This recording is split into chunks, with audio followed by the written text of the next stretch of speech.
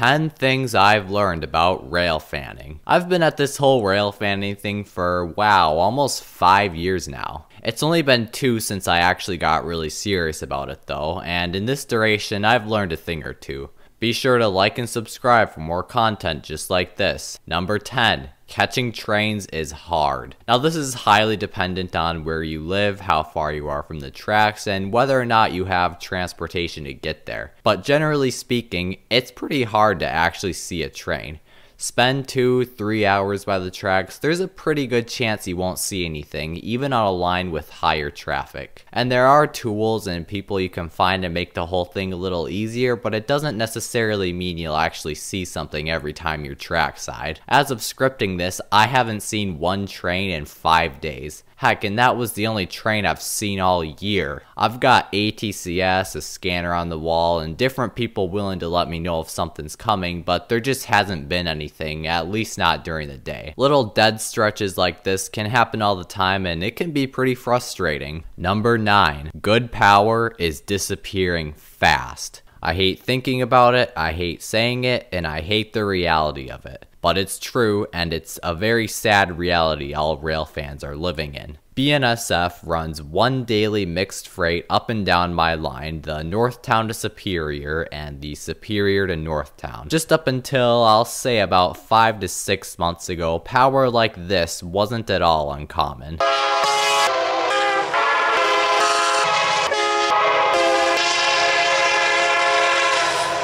I always thought it was really cool because this is a manifest, and these older locomotives typically designated for local or yard service were found at speed with actual road trains behind them. Short distance, but still H trains nonetheless. Nowadays, all this stuff has been either relocated or put strictly on local or yard duty, and this is the typical sight on the Superior train. Number 8. Trains are extremely unpredictable. Unless you're friends with the dispatcher or tons of railroad employees along your line and have every bit of information you could ever ask for, trains can be very unpredictable. Scanners, ATCS, all that stuff can help, but I can't tell you how many times I've heard something on the radio, seen something on ATCS, or gotten a heads up, and then I figured it'd be here in 15-20 minutes, gone out, and end up waiting for an hour. Honestly, an hour is lucky, or more.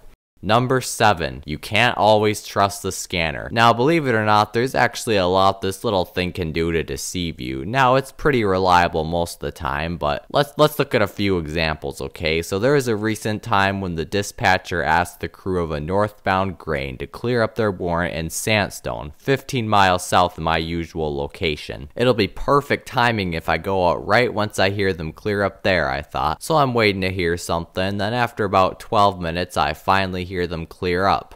I get my gear, head out the door, and then I hear the horn blowing about a mile away, which is not sufficient time for me to get from the tracks to my place. Some of you might actually remember seeing that on my one video. This wasn't the first time this has happened either. Another thing that can happen is the dispatcher, crew, or maintenance talking over the nearby defect detector, making me think it isn't close yet and then just totally missing it. Number 6. There's a lot of helpful people out there. Watching trains, as it turns out, is actually a pretty big thing. More so than you'd expect anyway. I was pretty surprised when I got back into the hobby to find another rail fan only about 50 miles south of myself willing to give me a heads up on northbounds. Of course, so long as I told him about southbounds. And this is a pretty rural subdivision. It only stretches like 130 miles. I'm pretty sure that if I can find another rail fan on this line, anyone can. Number 5. BNSF hates rail fans. Now this is a joke, but it definitely feels like it. I chose BNSF as my favorite class 1 because of the amazing variety I used to always see and hear on their trains. It all started disappearing, well, the moment I got my camera. No joke. 1458 got sent to Galesburg 2 weeks before I got my camera and started filming again. As I write this, I actually hear a K5HL out there on the Superior to Northtown.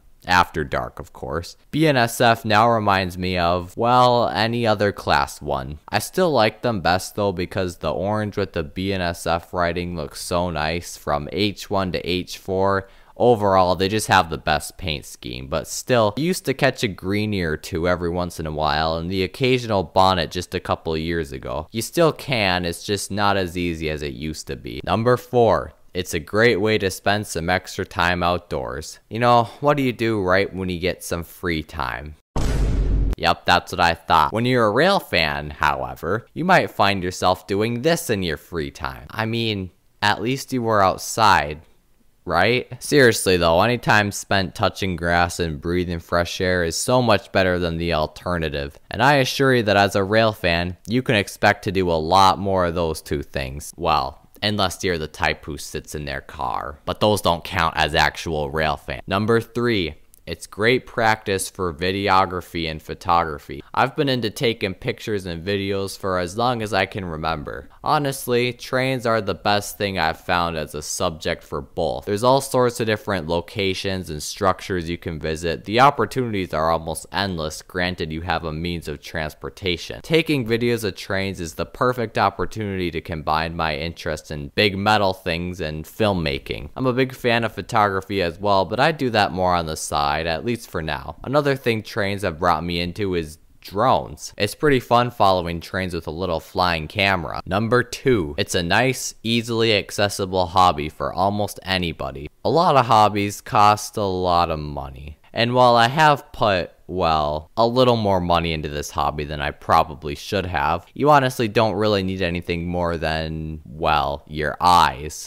Obviously, a camera plays a big part though, and this doesn't have to be some $3,000 DSLR, it can really just be the thing in your pocket. Number 1, trains are awesome. This sounds stupid because it's so obvious, but it's 100% true. You can only appreciate the big metal noisemakers so much when you run into them on your way to work or school or wherever, because they're probably making you late. But when you're actually out for enjoying just the sheer power and stuff that these huge things do, it just adds a whole new level of just wow. I mean, look at this. It's a 420,000 pound thing capable of putting out like what, 4,500 horsepower, and there's 5 of them.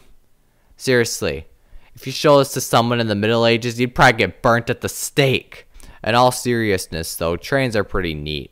I know not everyone is fascinated by them. Maybe something's just wrong with me, but I think we can all agree that the locomotive alone is just a pure engineering, no pun intended. Okay, that's not even a pun, marvel. Anyway, that's enough of geeking out over trains for today. Be sure to subscribe, and a huge shout out and thank you to all my channel members. BNSF Bishop, Tag Route, Isaiah Vandy, Railfan Ashton Photography, Cohen Oinky Trains, and Josh Norston. Your continued support really means the world to me. Thanks for watching.